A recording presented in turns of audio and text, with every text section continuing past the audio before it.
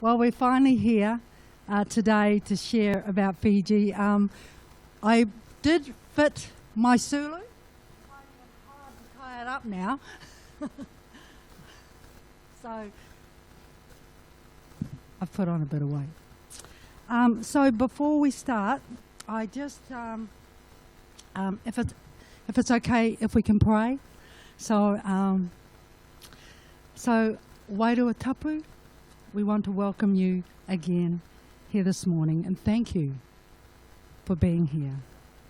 And as Erin and I share about the mission trip, I would ask Wairua Tapu that as we will speak of what we experienced, it will also reveal how we experienced you. And it is these stories of our encounter with you that would resonate most in our whānau's hearts. May your name be honoured and glorified through what is brought this morning. May it be a sweet-smelling incense before your throne, epa, an acceptable offering in the name of your Son, the Lord Jesus Christ. Amen. So Bula, Nisa, Yandra. So this is the words that we would always speak in the morning in Fiji. So I'm really pleased that we're able to provide some feedback to you this morning. First and foremost, I want to say thank you for praying for us. You know, it was really amazing, wasn't it, Erin? When we would meet for devotions, we just knew we were covered by prayer. You know, just kind of felt everywhere we went, we just knew that we were being prayed for. And I know that you were praying for us because we were kept healthy and well. Some of our team did suffer with tummy bugs, but we didn't. I think it was only about 2 or 3 of them. But they managed.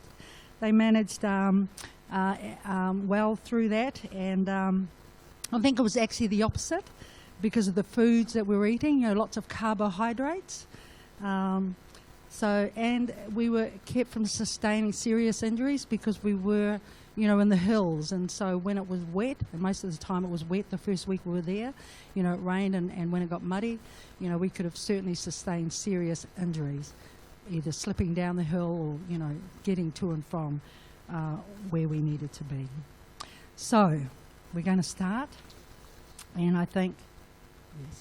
So these are the teams that went to Fiji, and this is the booklet that we had to go through before we got there, and when I saw it, I went, oh, I felt like you had to have a degree in missionary work because a lot of it went way over my head, you know. And so I called in Gail, and she stepped in with her expertise in this area and assisted us to prepare, you know, as we became learners and servants in Fiji. And then this next slide is about us departing, so we're all together. So this is the North Island team. South Island had already left, and we're already in Fiji. So they'd left earlier that morning, and we arrived later that evening. This is an aerial photo of Viti Levu, and you can see Nailuva, where we were going to be stationed.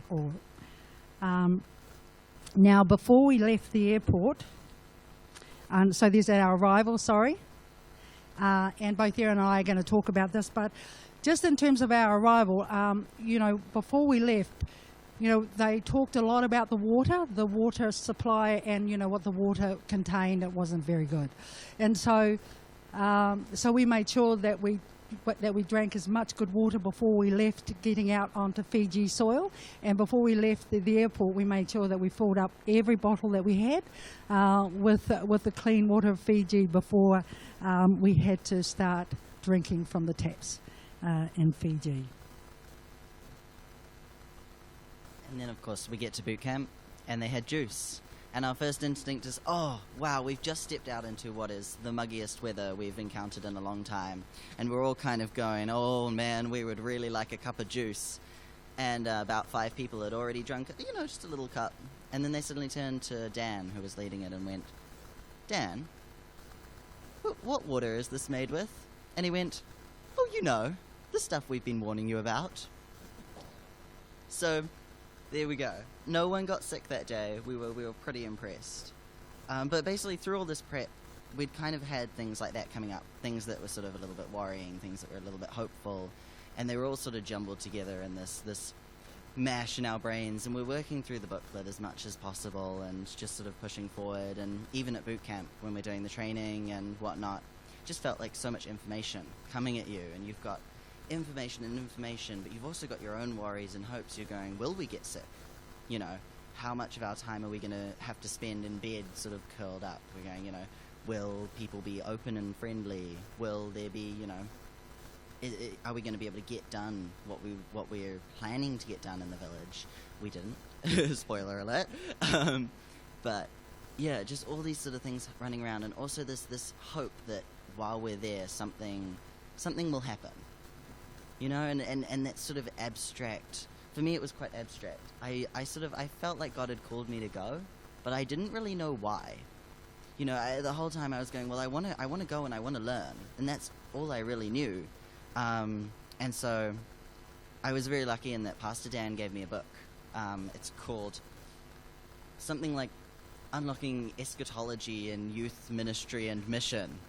It's a lot of big words. The book explains it really well, and that was very helpful for me for unraveling a lot of those questions, but also just sort of simply being there and seeing how people were going about it, and people had been there before. And so it was really good to have the chance at boot camp to meet the other teams and talk to them. We got particularly close to the one team, Ashburton, who you'll see them in the grey shirts throughout the slide. Their village was just down the road from us, and we ended up sort of chatting to them a lot because their pastor had been, this is his 12th year in a row, Pastor Clint. So all the leaders are called Pastor, by the way. So today this is Pastor Kahine. And so that was one of the things we sort of had to adjust to over boot camp, was starting to call all of our leaders Pastor before their name. And so it was good to have the chance to have the lead in. I think without the training that we did at boot camp, it would have been tough to step into the village. And it definitely helped quell some of those fears, or at least give us a frame of reference for them where we knew what was happening and how to trust in God that, you know, nothing would go horribly wrong. So, yeah. And I think also this was the opportunity for the 3 team leaders. So you've very unusual in that you've got 3 leaders leading one team. And the way in which that worked, we did, you know, we actually learnt on the job. So when we came together and discussed, you know, what we would be doing, there was really a collaborative conversation. And Pastor Ian, who is actually a pastor in his own right, he's a youth leader, and Oxford was was leading the whole team, even though there were 3 leaders within that team. And it just like Erin said, we were given the name of the title of pastor, but also because it gave us a mana in the village, where they're patriarchal. And so the men, you know, hold quite high authority in the villages. And so we also then, it's kind of like had the steps flow down effect in terms of protocol around authority. Daniel, who led, he was the missioner overall person who led us into the village. And in the village itself, we did go through, try to practice what we were going to be doing in the villages. It didn't quite work out. So that's why I'm saying that, you know, we learnt on the job. So we did everything, you know, on that particular day, having not done it before as a team. And over time, you know, we got really expert before we left. So we're ready to leave for boot camp. We're ready to leave the boot camp. And all of us were weighted down with gear, most of it being the resources. So, you know, 3/4 of my bag was filled with resources, and the rest was, you know, my personal gear. I had to take a guitar as well. So there was 27 kilos altogether that I had to manage until it was ready to be passed over. And was I glad when it was, because when I came back I probably only had 7 kilos, of weight to bring back, so it was really, really cool. And the teams are Rangiora and Ashburton, and we're all getting ready, waiting for a bus to take us to our first stop, which is Lautoka.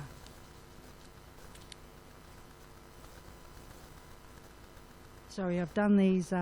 So the truck. Oh, sorry.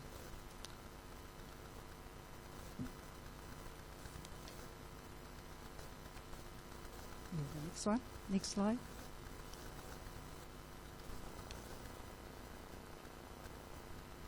Okay.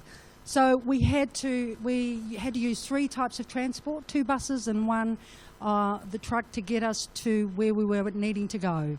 And Rakiraki, which is the main town before we went into Nailuva, we got to know it really well, and so you can see the street view of this particular street that everybody sits in, and it was really quite, for me it was really surprising because they had technology. I mean, from the oldest to the youngest, they were on their phones, and we were really, really surprised that they had technology. The other surprise for us, not only in Rakiraki but in the village, was that they had flushing toilets. So they've really developed in terms of their sanitation and cleaning up the areas around Fiji.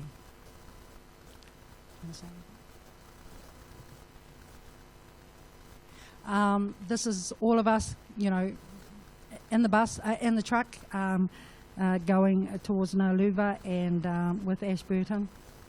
And then this is Nailuva, just the street view and the village that we're going into. Yes. So this is the village, or some of the villages. And this is a picture of Nailuva. It's an amazing photo.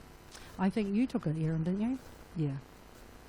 So this is what it looks like from, I think we were going up to Nabela Sere, and he took the photo from there. It's amazing. It is an amazing photo. And this is the church that we would spend the next 10 days in. It's really quite cute, isn't it? It's just really, really, really lovely. And by the time we'd got to the church, we'd been travelling for 11 hours. It's normally a trip of 3, but because we had a number of people to get from one village to the next, that was 11 hours. So we were really tired by the time we got here, and they managed to cook us food, and they also welcomed us, and there was a church service for us, welcoming us into the village. Say anything? Okay. These are the houses that kind of pointing to where Pastor Ian and Caleb would stay, Kate and Letitia. And this driveway can get very muddy and slippery. So when I talk about having, serious accidents as a result, if that gets muddy, you'd have to have really good shoes. And I must admit, it rained most of the time the first week that we were there, and I was over it by the first week in terms of rain. Yeah. To give you a bit of background, you can see some of the names up there. So Pastor Ian and his 2 boys are, well, not his boys, but the 2 boys from Oxford Christ Church, Caleb and Elijah. So those are the guys from Oxford Christ Church. It's a little town about an hour out of the actual Christchurch city. Letitia, Kate, Emma, and Pastor Laura are all from Wellington South Baptist. So that's the south of Wellington. And then there was us 2 from our church. So in terms of the names up there, you can kind of tell. They group you together based on gender, so that because most houses won't have separate rooms for you. You might be sharing a room, so a lot of us shared a room, and so it's easier to have it separated by gender. So, yeah. That driveway, she's very right about it being slippery. We made this thing up called the slip count, and we decided that whoever left Fiji with the lowest slip count won. My slip count was at 0 until about 2 days out of leaving the village, and on the second to last day I turned to Elijah and we're walking home and I go, man, we've still both got a slip count of 0. I just think it would be really funny if one of us on one of the really last days slipped over, fell straight on our butt in the mud, no dignity about it. This was as we were heading past that blue house there. We passed the logs, and what you can't see out of this photo is that it goes even steeper. I slipped straight on my butt, no dignity. So we had a good laugh, but yeah, that was a finer moment. And so this is my host family's house. Oh, no, it's not. It's Aaron. It's where Aaron and Elijah stayed, as well as Pastor Laura and Emma. And so they they were opposite each other, Pastor Ian and Caleb, Letitia and Emma, and they stayed in in the vicinity. It was only myself, Aaron and Elijah that had to walk, we were down a bit further towards the church. So this is my host family's house, and I love the painting. It's very much a Rastafarian look. And that was the view from my window every morning when it was looking out across into the hills. And you can see, they would wash your clothes. They would offer to wash your clothes. Now that's just, they would spend most of the time washing, because they have a lot of family members living in the same household, and so the lines were nearly always full, just of clothes. So I chose to wash my own clothes because I didn't want to add that burden to them. But in my host home, I found it a challenge when it came to eating, that they would wait until I ate, and so then they would eat. And so I found that a challenge, and it was a challenge. And so when I would invite Tenai Kaveni to eat with me, I could see she felt it a challenge to eat. So, but we managed to be able to deal with that as graciously as we could. I just didn't feel comfortable eating alone, and so I would find myself not eating that much, even though they were very generous with their food, very generous. As I said, one of the things that I was surprised about was was having flushing toilets and showers. And the other was eating with your fingers. We ate with our fingers.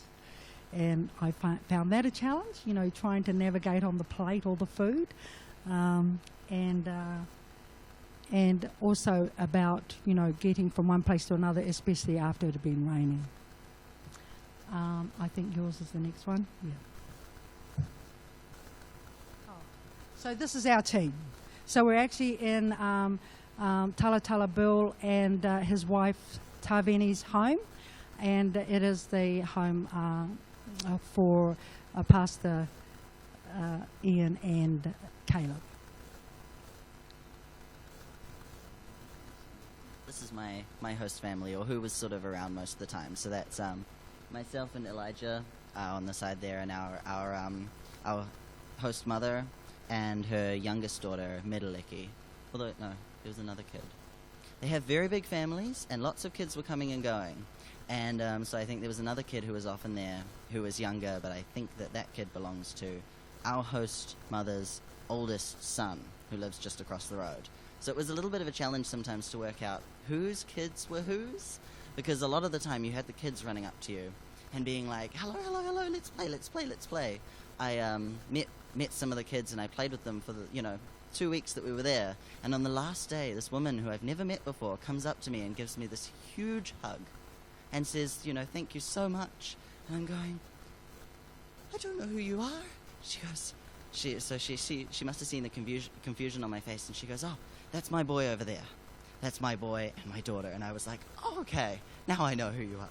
So that's Medeleki in her school uniform. There's one school for the surrounding villages, and so most of them go to that school, Nailuva District School, and they go down in the same truck, the big carrier, every morning, and it picks them all up and takes them through. And so, we were really lucky. It was a really lovely host family. We had a little trouble connecting with our host mum at first, and so we'd sit at every meal and try to make conversation, but she's quite a quiet person. And we're going, how can we break through this? How can we get to the point where we're talking? And we ended up chatting about family and sisters, and Medeleki mentioned that she had an older sister at the high school, and all the high schools are boarding schools for the village kids because the villages are just too far away to get all the way to high school every day. And she said, oh, Selena's at high school, and the mum's face just lit up. And she went, yes, she's getting top grades, all the certificates. In the lounge, across the beams, there's certificates hung, and they all say, Selena, top of the class, top of the class, top of the class. And she just lit up, and she just went, and she said, she's studying to be a doctor, she wants to work at this hospital and help people in this way. And I suddenly realized that the key was just to talk about her daughters, and she had so much love and pride in her daughters. And so we ended up being able to break through that, and after that conversation was a lot easier. And it was great to, because we'd been sitting at our devotion times and going, man, we're hearing people connect with their host mums, and we don't know how to do that. And so Eli and I had stopped and prayed and said, hey, God, can you just give us something that we can, make these connections, and the next day this happened. So that was pretty amazing. Yeah. And this is a photo of my host family, and inserted in there is a photo of Chicky. Now, she was our cultural advisor. I should have pointed that out when at the beginning. So there were two cultural advisors that came with us. Ashburton had one, and that was Save, and we had Chicky Toro, and we just called her Chicky for short. And she was our cultural advisor in the village, making sure that protocols were followed. And she was really amazing. While most of the villages, had English, were able to speak and be understood in English, their first language is Fijian. And so many times there needed to be some interpretation done between her and the villagers while we were there. One of the things about the host families was that they gave up everything for us, including their beds. And they slept on the floor. The families, the kids, and Tēnai Kabeni.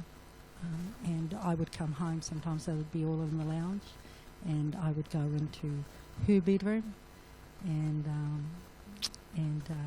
so that was quite humbling as well, that they gave up everything to enable us to enjoy our stay in Fiji. The next slide is of Pastor Laura and Emma and their host family, and then after finally getting to meet our host families, it was time for us to deliver the sevu sevu to the chief. It's a gift that's given to the chief, and Aaron's going to talk a little bit more about that. So we'd done all our shopping in Rakiraki before we got to the village, and so we'd arrived in the village with food for each of our host families, same food for each of us, and this extra gift of food for the chief. And basically we were allowed to stay in the church for the first couple nights because it was the church, but weren't really allowed to move into our host families' houses or anything until we had been sort of accepted and approved by the chief to move in. And so Pastor Ian, especially, being sort of our key leader and being the only male leader, was particularly nervous because he was expected to essentially lead us in this sevu sevu ceremony from our end. And so, with a lot of help from Chicky, we took the gift to the chief's house, and thankfully were accepted, so we were allowed to stay, and he said thank you very much and let us have free roam of the village. We were lucky in that our village doesn't practice the kava ceremony. So for those who don't know, kava is a sort of a similar to alcohol, kind of a bit more druggy even than alcohol, but it's a fermented. It's a fermented drug, basically, and so a lot of places you'll do a drinking ceremony where your leader is expected to drink a lot of this kava, but due to the high percentage of Christian faith in the village, the chief has forbidden it. So you're actually not meant to drink kava in the village at all. And so we were lucky. We were just able to go and present the gift without causing offence by having to reject the kava. So yeah, and after that, yeah. Cool. So once we'd delivered, the sevi sevi to the chief, we were then able to move around the village, and we went to with our host families, and then once we got introduced to our host families and got to talk to them, then we met again to kind of connect as a team, which would be the first of many occasions throughout that time in Fiji. And so we would meet each morning for devotions and set the day's program. And today we were going to Nailuva District School. And so this photo is us testing out the rugby ball. So this is not the photo of us praying and reading the Bible, but there was a lot more of that done than of tossing the rugby ball around. But no, these sessions were incredibly important for us. So each morning we would set a time, which in Fiji you don't really run on time, you run on Fijian time. I absolutely loved it. It means that, you set a vague time, and so long as you're there within an hour of the time, you're on time.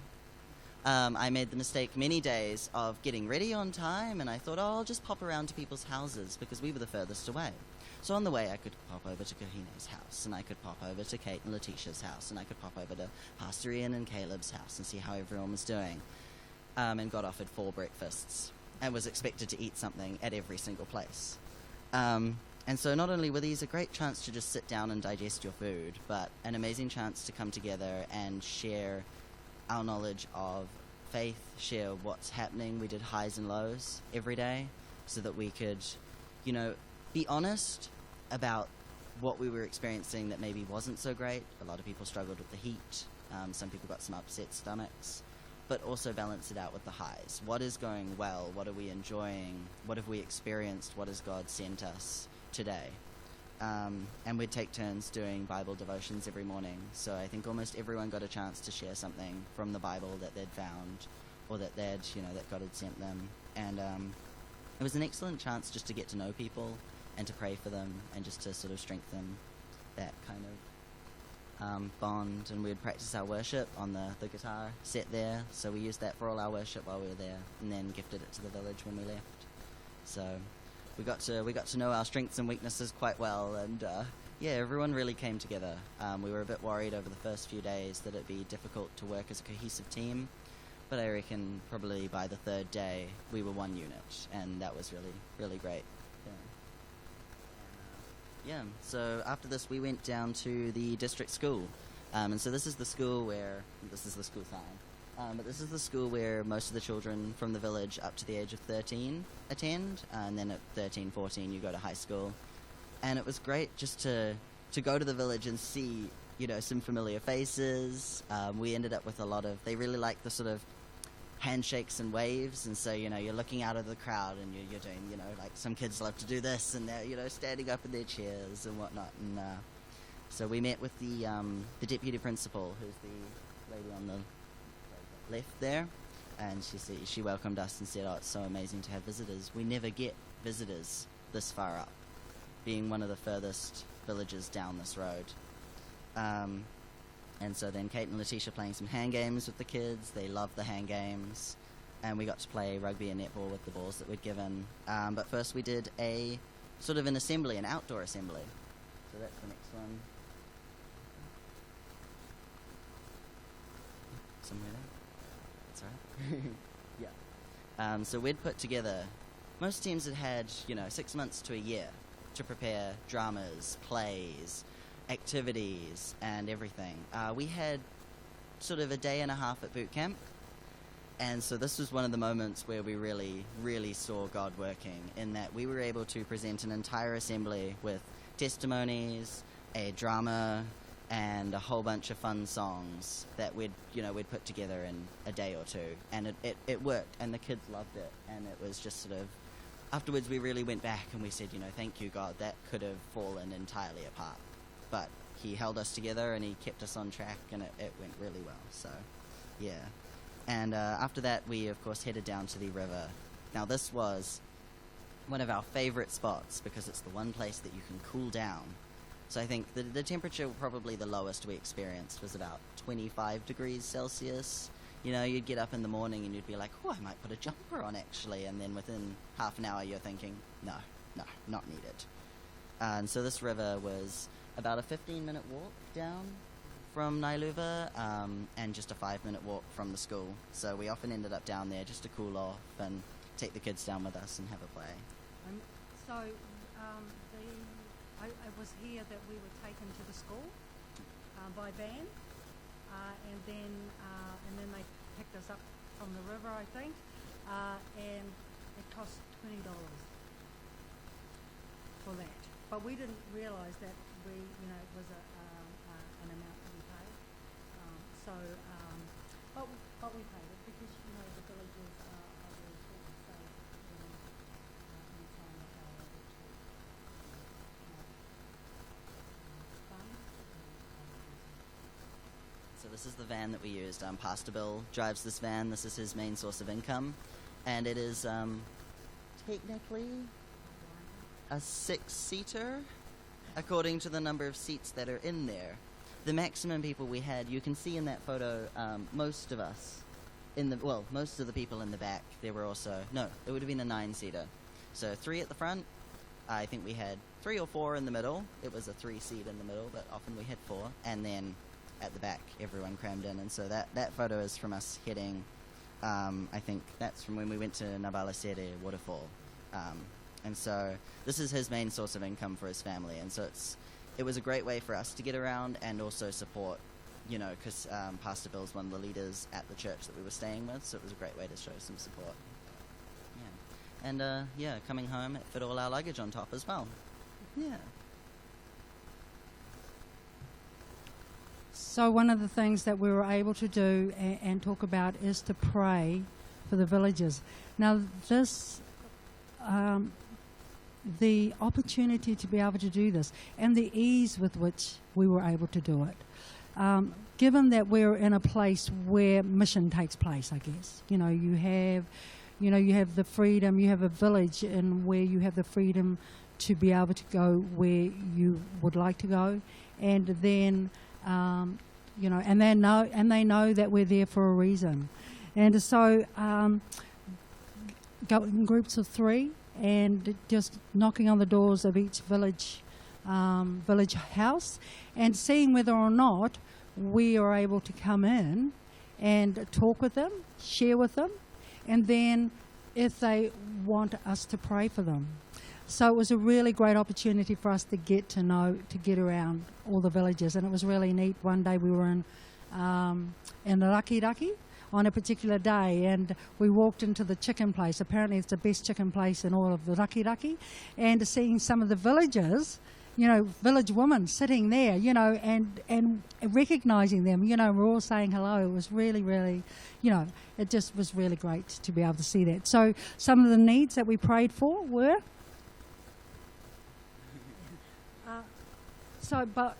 are actually written up there, but one of the things that isn't written there is about this. We went to this very old queer. She was a very elderly lady, a woman, and she had just come back from Rakiraki. She had lost her food card. It's kind of like an EFTPOS card, and on it is an amount of money. I believe that she was able to purchase food for her family. She had lost it. And she had gone back, I think this must have been the second time that she'd gone back when we'd come into the village into her house to pray. And she wanted us to pray that the person, and she was a policewoman, I believe, who had picked up the card and was holding it for her, that they could meet, because she's been back twice and that particular policewoman hadn't been there. And so that's what we had the opportunity to pray, that the third time that she would go in, that policewoman would be there. And so, just praying for simple things that we, that the crops would flourish, that the animals, would be healthy, that the kids would not be naughty. Just really simple prayers, to ask to be prayed for. One of the main prayers that they asked for was that their children currently in school or at high school would do really, really well in terms of their education. This was actually one of the things that, we came up with almost on the spot, coming together as a whole team. We were trying to figure out what we could do, because if there's been a death in the village, you don't work for a week. And unfortunately, someone had passed away just before we got there. And we were lucky. We were invited to attend the funeral, and so we felt quite honoured, and we went along. But it meant that we couldn't do any of the physical work that we'd been thinking of doing with fixing taps. And so we came up with this idea, and when we left, Pastor Bill actually, who said, "Wow, you are the first team who's done that, who has gone and met with so many people in the village, gone outside your host family and prayed for people, and we just feel incredibly blessed." And so it was something that, we sort of went, well, maybe we weren't meant to come here to fix taps and just meet our host family, and I think it really went a lot deeper than just what we'd been doing previously. And so that was pretty cool that he sent us that opportunity. And just kind of on that, after we'd prayed, we'd gone around the villages, we then did a church program, and we were able to pray for people afterwards. So we did a lot of praying, after the church services, which was really amazing. So the opportunity to be able to do that, and people coming forward to want to be prayed for. And now there's a little caption on there that says, "Tell Josie's story." So I'm going to tell you a story about Josie. She was the Sunday school leader, and she had walked into the church meeting, and you could see she was very, very sick. I mean, really sick. She was cold, and she was wrapped up in, her clothes, wrapped really, really warmly. But even through all of that, you could see that she was cold. And so what had happened for the last 2 months, she had not been well. She was pregnant, and the baby that she was that she was carrying, she didn't really want it. I mean, she was now in her 50s or 40s. Well, she was quite an older woman. And so all of her kids were grown up. And so to have another child at this age, she wasn't prepared for it, and she wasn't looking forward to its birth. And so for the last 2 months, she had been really, really sick and not being able to eat, and finding it very difficult to do things. And so after the church service, Pastor Ian was talking to her, and then he called me over, and we sat and we chatted with her. And so she her story unfolded, and her husband is a lot younger than her, and he wanted the baby. And so she felt torn between wanting to, not have it, and while honouring her husband. And so we had the opportunity to pray for her. We prayed that God would heal her of her sickness. There were a number of other things that were that we went through at the time with her, and that was more on Pastor Ian's side, because he moved in the gifts of the Spirit. And so a lot of things were broken in her life, and from the next day, she was completely healed.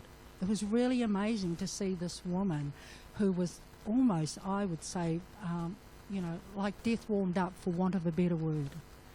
And to see the next day, and even she was just, so amazed herself, and she couldn't thank, God enough for what had happened to her. So, yeah. How are we doing for time? I'm going to speed through some of this because I think we're pushing time a little bit. But yeah, one of the big things when we got there, I think Kahina mentioned before, was the food. And there was food galore. I remember the first couple of days, none of us finished a plate. And it's a big thing in their culture. If you finish the plate, that means you've appreciated the food and that you've appreciated their hospitality. So we tried our hardest.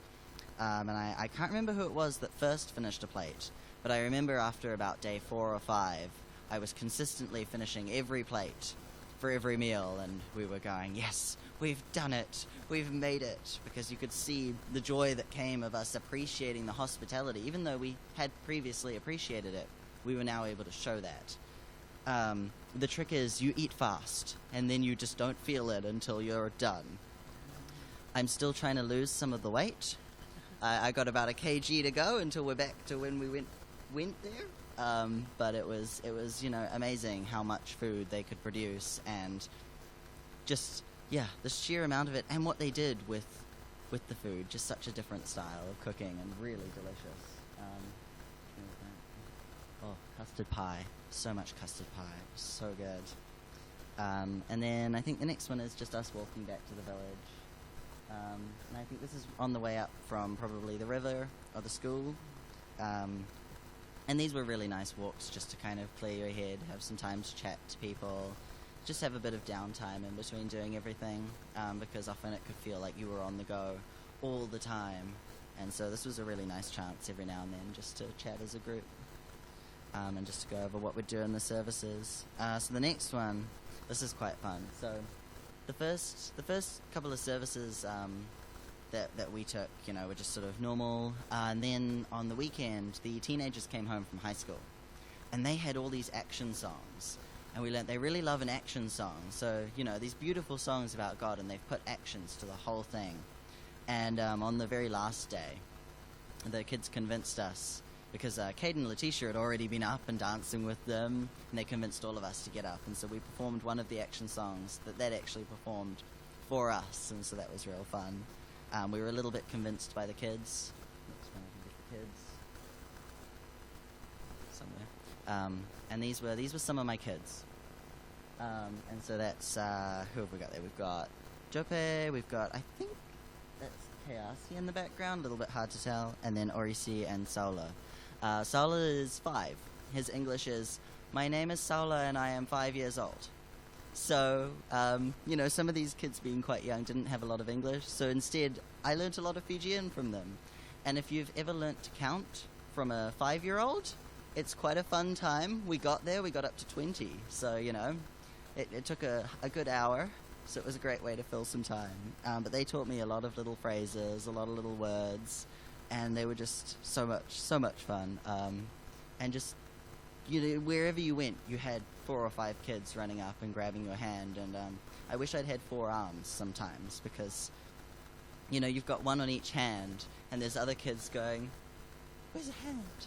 And so, really, really sweet kids, honestly. I think, that was probably one of my highlights, was just playing with the kids and just walking around and being able to say hi to them as they popped out of each of the houses. And we tried to learn as many of the names as possible, but it's a village of many, many kids, so yeah.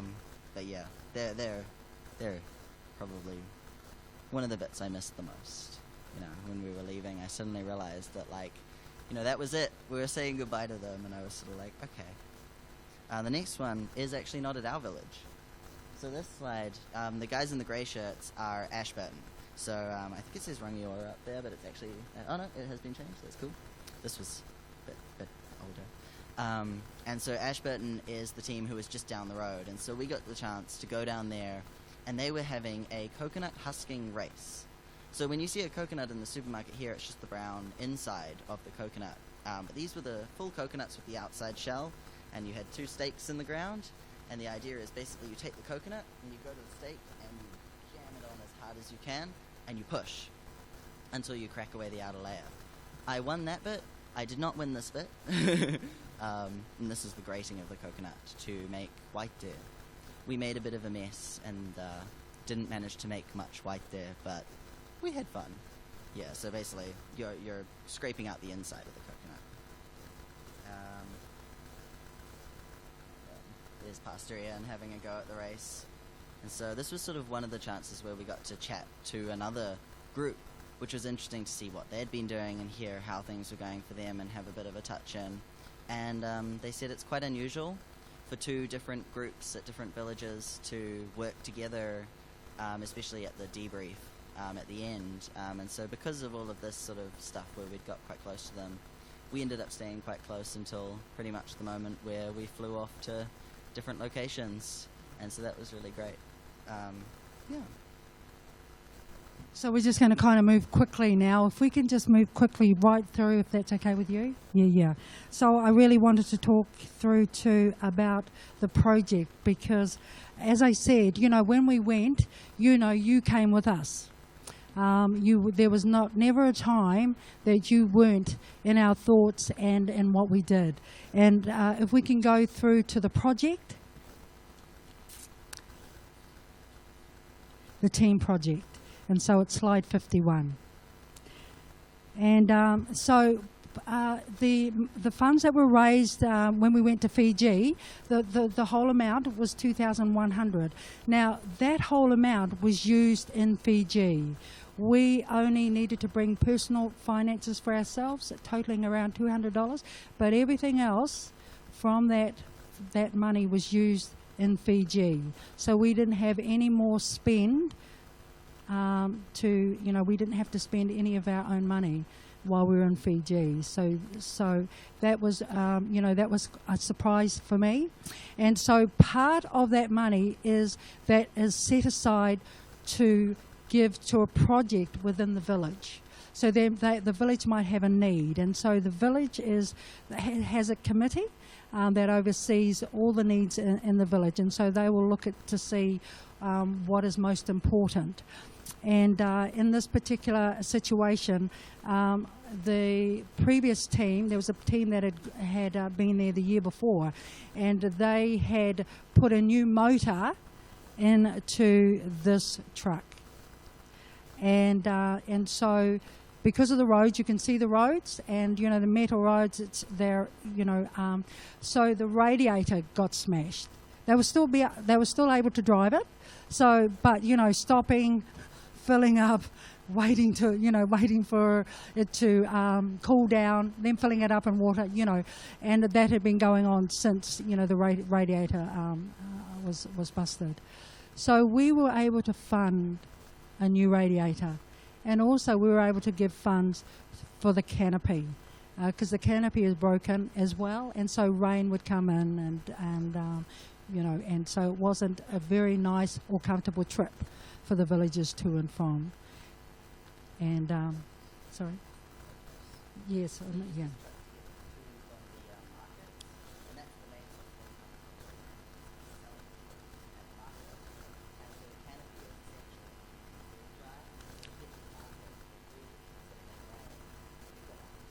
Yes.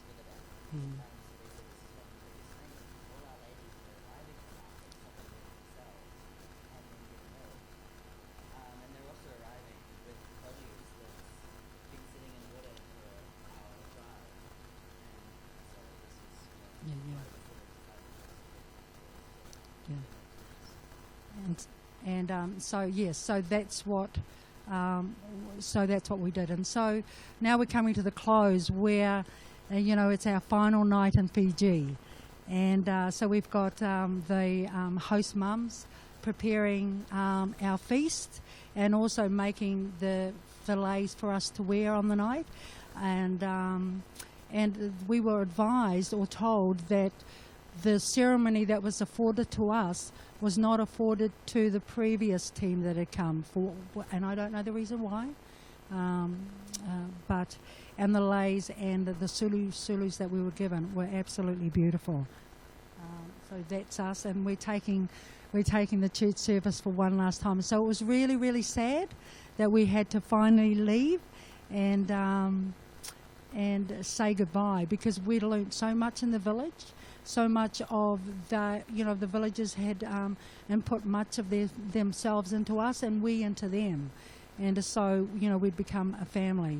And do you want to say anything to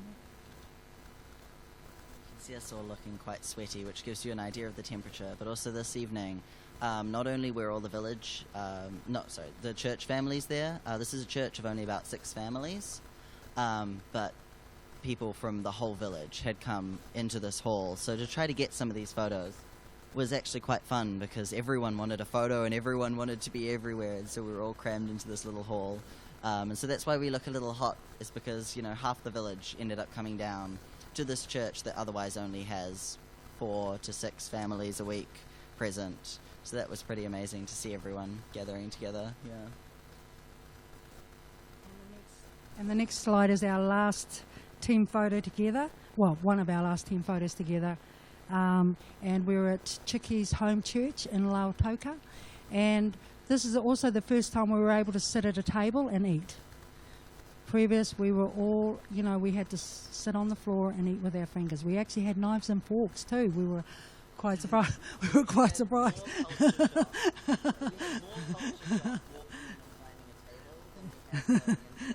Yeah.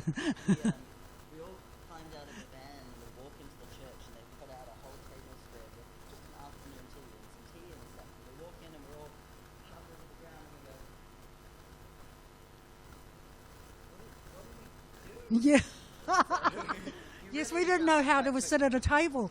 It was really quite, yeah. Actually, my biggest moment of culture shock was actually coming back. Yeah. Yeah, it was hilarious. And so this is our last night. This is our last team photo before we left. We had the opportunity to say goodbye to Chiki and give her a farewell gift. She was really amazing, you know, in Fiji. She actually became part of our team, you know, in terms of her being, you know, leading some of the children's worship, because she could lead it in Fijian. And it was really, really great. So she became part of our team. And I think that she really, she thoroughly enjoyed, you know, being that as well. And of course, that's our last night in Nandi at another camp. And for 2 nights, I must tell you this before we come to a close, we had I think they were Methodists, aren't they? And anyway, Methodists early in the morning will beat the drum for worship. So woe betide if you want to sleep in, because you can't. But also the other. And then at night they had an evangelistic meeting in the field adjacent to where we were, and it was on a loudspeaker for 2 hours in Fijian. So we couldn't go to sleep until that was over. So it was very interesting last 2 nights in Fiji. And last slide. So Nisa Morze, farewell Fiji. And so I've got 3 verses up there. You know, I held on to those before I went to Fiji, during Fiji, and when I came back. And I guess you're all familiar with them, you know, and these signs shall follow them that believe. And you know, when the Holy Spirit comes upon